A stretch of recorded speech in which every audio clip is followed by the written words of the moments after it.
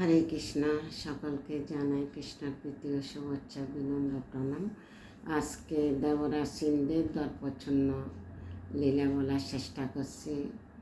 শ্রীকৃষ্ণ দেবরাশিন্দের অহংকার কীভাবে শূন্য করল, আর শ্রীকৃষ্ণ দুই রূপে কীভাবে সেবা গ্রহণ করল, আর গোবর্ধন পর্বত কেন হয়েছিল, 56 বুক কেন হয়েছিল, কখন হয়েছিল, তারপর এই যে গিরি গোবর্ধন পর্বত 7 দিন পর্যন্ত শ্রীকৃষ্ণ কনিষ্ঠাঙ্গুলে ধারণ করে কেন রাখছিল, দেবরাশিন্দ্র কেন 7 দিন পর্যন্ত বৃন্দাবনে বৃষ্টি দিয়েছিল। শেষে দেবরাশিন্দ্র জানতে পারে ভগবানের শরণাগত কীভাবে হয়েছিল। অনেক গুণ মহিমা আছে এই লীলাটাতে। তো কেন শ্রীকৃষ্ণ দেবরাশিন্দ্রের পূজা বন্ধ করে দিয়েছেন, লীলাটা শেষ পর্যন্ত শ্রবণ করার জন্য অনুরোধ রইল। এখন চলতেছে দামোদর মাস। দামোদর মাসে কী কী হয়েছে না এসে যদি আমরা শ্রবণ করি বা শ্রবণ করাই, তাহলে আমরা কি দামোদর গোপালের কৃপা পাব। তো এই দেবরাশিন্দের অহংকার শ্রীকৃষ্ণ কীভাবে শূন্য করলেন। একদিন শ্রীকৃষ্ণ বলরাম দেখলেন যে বৃন্দাবনে গোপাগণ দেবরাশিন্দের সন্তুষ্টি বিধানের জন্য এক বিরাট যজ্ঞের আয়োজন করেছেন। যদিও সর্বজ্ঞ পরমেশ্বর ভগবান শ্রীকৃষ্ণ নিভৃত পরিকল্পনাক্রমে এই ইন্দ্রযজ্ঞের আয়োজন হয়েছিল, কিন্তু তবুও স্বজন তারা বসে বৃন্দাবনে এক বালক রূপে শ্রীকৃষ্ণ বিনম্র শ্রদ্ধার সঙ্গে নন্দ মহারাজ ও অন্য বয়স্ক গোপাদের জিজ্ঞাসা করলেন, এটা কিসের আয়োজন করা হয়েছে। নন্দ মহারাজ প্রথমে মনে করেছিল যেহেতু কৃষ্ণ একজন শিশু, তাই এই যজ্ঞ অনুষ্ঠানের জটিলতার প্রয়োজনগুলা বুঝতে পারবে না। নন্দ বাবা বুঝতে পারে নাই শিশু কৃষ্ণকে। নন্দ মহারাজ তাই কৃষ্ণকে কিছু উত্তর দিতে চান না, কিন্তু কৃষ্ণ নাসার বান্দা মতো বারবার প্রশ্ন করে এবং যুক্তি দেখালেন যে মানুষ পূর্ণ জ্ঞান সহকারে কর্ম করেন তিনি পূর্ণফল প্রাপ্ত হন, কিন্তু যারা না জেনে কর্ম করেছেন তারা পূর্ণফল ভোগ করতে পারে না। তাই যজ্ঞের যথার্থ উদ্দেশ্যটি কৃষ্ণকে জানা থাকা উচিত। শ্রীকৃষ্ণ নন্দ বাবাকে উপদেশ দিছে। তখন নন্দ মহারাজ শ্রীকৃষ্ণকে বুঝিয়ে বলতে লাগলেন, আমাদের জীবনের জন্য জল অত্যন্ত প্রয়োজন। জল ছাড়া আমরা কৃষিকাজ করতে পারি না। তাই যদি বৃষ্টি না হয় তাহলে আমরা জীবন ধারণ করতে পারবো না। যেহেতু ইন্দ্র হচ্ছে বৃষ্টির নিয়ন্তা এবং মেঘেরা হচ্ছে ইন্দ্রের প্রতিনিধি, তাই ইন্দ্রের কৃপা ফলে বৃষ্টি হয়। অতএব বৃষ্টি দেবতা ইন্দ্রের প্রতি আমাদের এভাবে কৃতজ্ঞতা প্রদর্শন করার কর্তব্য। নন্দ মহারাজ শ্রীকৃষ্ণকে কথা বললেন। নন্দ মহারাজ ও গোপগণ এই যুক্তির খণ্ডন করে কৃষ্ণ ইন্দ্রের উদ্দেশ্য নিবেদিত যে যজ্ঞ বন্ধ করার জন্য কথা বলছেন, কৃষ্ণ তার মতে সপক্ষে প্রধানত 2টি যুক্তি দেখালেন। একটি হচ্ছে পার্থিব উন্নতি সাধনের জন্য কোনো দেবদেবী পূজা করার প্রয়োজন নেই। দেবদেবীর পূজা করে যে ফল লাভ হয় তা ক্ষণস্থায়ী এবং অল্প বুদ্ধি সম্পন্ন লোকেরা কেবল এই ধরনের ক্ষণস্থায়ী ফল লাভে উৎসাহী। দ্বিতীয় যুক্তি হচ্ছে যে সমস্ত অনিত্য ফল এই দেবদেবীদের পূজা করে লাভ হয় তা পরমেশ্বর ভগবানের আদেশে অনুসারে মঞ্জুর হয়ে থাকে। পরমেশ্বর ভগবানের অনুমোদন ছাড়া কোনো দেবদেবী কারোকে কিছু দিতে পারে না। ভগবানের অনুমোদন ছাড়া গাছের পাতা লড়ে না, তো আর দেবতারা অনুমোদন ছাড়া কাউকে কিছু দিতে পারে না। সেজন্য একালা ঈশ্বর কৃষ্ণ সর্ববিত্ত, একজনকে পূজা করলে সবাই পূজিত হয়ে যায়। বরং এই ইন্দ্র যজ্ঞ বন্ধ করে বৃন্দাবনে গোবর্ধন পর্বতের উদ্দেশ্য তিনি যজ্ঞ করতে বললেন। বলছে দেবরাজ ইন্দ্রের যে পূজা বন্ধ করে গিরি গোবর্ধন পর্বতের পূজা করা। গিরি গোবর্ধন পর্বত হচ্ছে পরমেশ্বর ভগবান। অবশেষে আরও নানান যুক্তি কথাবার্তার পর নন্দ মহারাজ নেতৃত্বে বৃন্দাবনের সরল চিত্ত গোপগণ কৃষ্ণের প্রস্তাব মেনে নিয়ে ইন্দ্রের উদ্দেশ্যে যজ্ঞ করার আয়োজন বাতিল করে তারা গিরি গোবর্ধন পূজা করলেন এবং তাকে প্রদক্ষিণ করলেন। কৃষ্ণ তাদের বললেন, যজ্ঞের জন্য সঙ্গীত, শস্য এবং ঘি দিয়ে খুব ভালো খাওয়ার, যেমন পুষ্পান্ন, ডাল, হালুয়া, পকোড়া, পুরি, মিষ্টান্ন, রসগোল্লা, সন্দেশ, লাড্ডু ইত্যাদি গিরিরাজ গোবর্ধনকে উৎসর্গ করো। সকল শ্রেণীর জীবের মধ্যে সে প্রসাদ বিতরণ করা হোক। শ্রীকৃষ্ণ আদেশ দিচ্ছে এবং গোপীরা নন্দ বাবা সবাই মানে গেছে।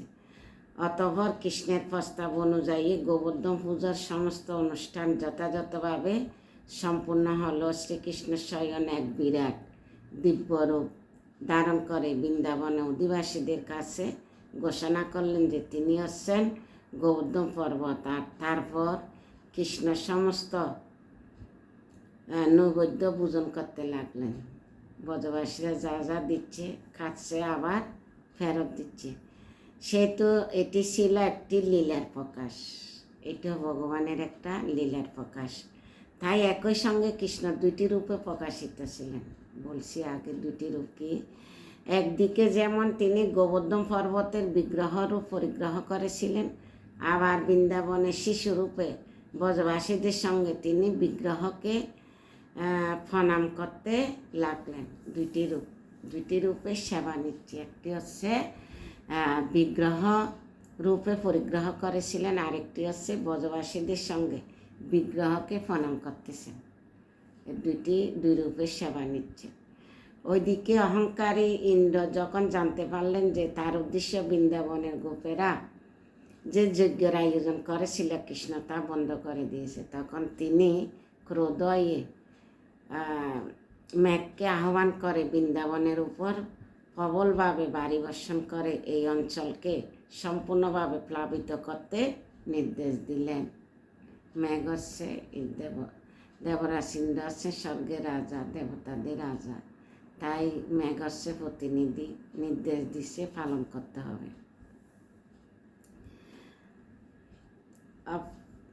প্রবলভাবে বাড়ি বর্ষণ করে সে অঞ্চলকে সম্পূর্ণভাবে প্লাবিত করতে নির্দেশ দিলেন। পদমর্যাদার মোহে আসরিক ভাবাপন্ন হয়ে ইন্দ্র মনে মনে চিন্তা করতে লাগলেন, তিনি সর্বশক্তিমান পরমেশ্বর ভগবান। তাই তিনি পরমেশ্বর ভগবান কৃষ্ণের সঙ্গে প্রতিদ্বন্দ্বিতা করতে চেয়েছিলেন দেবরাজ ইন্দ্র। এই অহংকার চূর্ণ করার জন্য ভগবানের লীলাটা করছে। অহংকারী অন্ধ ইন্দ্র বৃন্দাবনের শিশু কৃষ্ণকে একজন সাধারণ মানুষ বলে ভুল করেছিলেন, আর সে কৃষ্ণের কথা নির্ভর করে তার যোগ্য বর্জন করার জন্য বৃন্দাবনবাসীদেরকে দর্শন করে ক্রোধয়ে উঠেছিলেন। যাই হোক, দেবরাজ ইন্দ্র কর্তৃক আদিষ্ট হয়ে ভয়ঙ্কর সমস্ত মেঘেরা বৃন্দাবনের উপর এসে উপস্থিত হলো এবং তাদের সমস্ত শক্তি দিয়ে প্রবলভাবে বাড়ি বর্ষণ করতে লাগলো। স্তম্ভের মতো যেখানে স্তম্ভ আছে, স্থূল জল দ্বারায় অবিরাম বর্ষিত হওয়ার ফলে বৃন্দাবন সমস্ত ভূমি প্লাবিত হয়ে উঠল। উঁচল কোথায় নিচু কোথায় তা কিছু বোঝা যাচ্ছে না। কৃষ্ণ বুঝতে পারলেন যে অহংকার ইন্দ্রযজ্ঞের সম্মান থেকে বঞ্চিত হওয়ার ফলে নিজেকে সর্বশক্তিমান মনে করে তার শক্তি প্রদর্শন করেছে। পরমেশ্বর ভগবান শ্রীকৃষ্ণ তখন ঠিক করলেন এই ব্রহ্মাণ্ড পরিচালনার কাছে ইন্দ্র যে সর্বা নয়, সে শিক্ষা তিনি এবার ইন্দ্রকে প্রদান করবেন এবং ইন্দ্রের পদমর্যাদা ও শক্তির দর্প এবার ক্ষুণ্ণ করবেন। সে সঙ্গে কৃষ্ণ এই ভাবলেন, বৃন্দাবনের শুদ্ধ ভক্তরা এখন সর্বত্রভাবে আমার কৃপার উপর নির্ভর করে, আছে এবং আমি তাদের আমার আশ্রয় গ্রহণ করেছি। এখন আমি তাদের যোগমায়ার প্রভাবে রক্ষা করব। মনে মনে এভাবে চিন্তা করে ঠিক করলেন। যেভাবে গোবর্ধন পর্বতকে তুলে ধরলেন, তারপর বৃন্দাবনবাসীদের সম্বোধন করে বললেন, এ মাতা, এ পিতা, এ বৃন্দাবনবাসীগণ, তোমরা সকলে তোমাদের গোধনের সঙ্গে নিশ্চিতে ছাতার মতো তুলে ধরা গোবর্ধন পর্বতের নিচে এসে দাঁড়াও।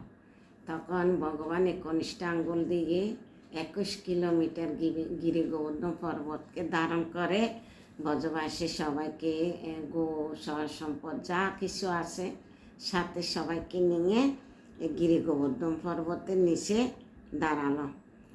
আমার হাত থেকে পর্বত পড়ে যাবে মনে করে ভয় পেও না। প্রবল বর্ষণ জ্বর, তোমরা অত্যন্ত দুর্দশার মধ্যে পড়েছ, তাই আমি এই পর্বত তুলে ধরেছি, যা এক বিরাট ছাতার মতো এই দুর্যোগ থেকে তোমাদেরকে রক্ষা করব। বাম হাতে করে কনিষ্ঠ আঙ্গুলের উপর কৃষ্ণকে বিরাট গোবর্ধন পর্বত ধারণ করতে দেখে ব্রজবাসীগণ বিস্মিত হয়েছিলেন। পরম শক্তিমত্তা দর্শন করে এবং তার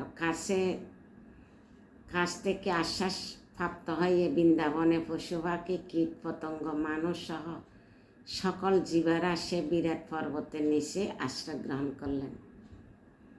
কৃষ্ণ এভাবে ক্রমান্বয়ে 1 সপ্তাহ কাল পর্যন্ত এ পর্বত ধারণ করে থাকলেন। পর তার অলৌকিক শক্তি দর্শন করে দেবরাজ ইন্দ্র বিস্মিত অবাক হয়ে পড়লেন। তিনি তৎক্ষণাৎ তার মেঘদেরকে নির্ধারিত করলেন। আকাশ আবার মেঘমুক্ত হয়ে সূর্য উঠল, জ্বর বায়ু আর থাকলো না। এরপর আর কোনো ভয় দেখা দিল না। কৃষ্ণের নির্দেশে বৃন্দাবনবাসীরা গোবর্ধন পর্বতের নিচে থেকে বেরিয়ে এলেন। পরমেশ্বর ভগবান শ্রীকৃষ্ণ পুনরায় গিরি গোবর্ধনকে আগের মতো স্বস্থানে স্থাপন করলেন। দেবরাজ ইন্দ্র ইতিমধ্যে বুঝতে পেরেছিলেন যে নিজ পদমর্যাদা অহংকার নিজেকে পরম ক্ষমতাবান মনে করে তিনি শ্রীকৃষ্ণের চরণে মস্ত বড় অপরাধ করে ফেলছেন। আসলে ইন্দ্র প্রথমে বিশ্বাস করতে পারেনি শ্রীকৃষ্ণ এভাবে বৃন্দাবনে সাধারণ গোপদের সঙ্গে একজন সাধারণ নরশিশুর মতো লীলাবিলাস করতে পারে। তাই কৃষ্ণ ইন্দ্রের যজ্ঞ বন্ধ করার ইন্দ্র ক্রোধ হয়ে নিজেকে ব্রহ্মাণ্ডের সর্বেসর্বা মনে করেছিলেন। কিন্তু কৃষ্ণ ঘটনার তিনি কৃষ্ণ বৃত্ত মাত্র। দেবরাজ ইন্দ্র হচ্ছে কৃষ্ণের বৃত্ত। তখন তিনি নির্জনে কৃষ্ণের সামনে এসে শ্রীকৃষ্ণের শ্রীপাদপদ্মে তার সূর্যের মতো দীপ্তিময় মুকুট সহ পতিত হয়ে ক্ষমা প্রার্থনা করে স্তব করতে লাগলেন। তখন শ্রীকৃষ্ণ এই যে যশোদা মাতা গোপালকে 8 বার বুক লাগাতো, তো 8 দিন পর্যন্ত অনাহারে ছিল। তো এই গিরি গোবর্ধন পর্বত বানাইছে ওই দিন, তার 7, 8, 56 এই 7 দিন যে উপবাস ছিল, ডেলি 8 বার করে বুক লাগাতো। তো 7 দিন পরে যখন সবাই খোলা মেঘে আসলো এবং সবাই রন্ধন করে যে যেটা পাচ্ছে রন্ধন করে গোপালকে 56 বুক বা অন্য গিরি গোবর্ধন পর্বত সাজায় এবং ভগবানকে দিয়েছে। তো এই 56 বুকটা আসছে 7, 8, 56, 7 দিন উপবাস। আর যশোদা মা রোজ 8 বার বুক লাগাতো, আর 7, 8, 56 বুকটা ওখান থেকে আসছে। তো এই 7 দিন উপবাসের পরে এই গিরি গোবর্ধন পূজা করা হয় এবং অন্নকূট করা হয়। পরবর্তী ভিডিওতে বলবো অন্নকূট এবং গিরি গোবর্ধন পর্বতকে। তো আর 56, 5, 6 + 5 হচ্ছে 11। আমাদের যে একাদশ ইন্দ্রিয় আছে, এই একাদশ ইন্দ্রিয়কে ভগবানের চরণে অর্পণ করা। তো এটি হচ্ছে যে আত্মসমর্পণ করা। আর দেবরাজ ইন্দ্রের অহংকার কীভাবে শূন্য করলো এই লীলাটা শেষ পর্যন্ত শ্রবণ করবেন, দামোদর গোপালের কৃপা লাভ করবেন। হরে কৃষ্ণ, সবাইকে প্রণাম, ভুল ত্রুটি নিজের গুণে ক্ষমা করবেন।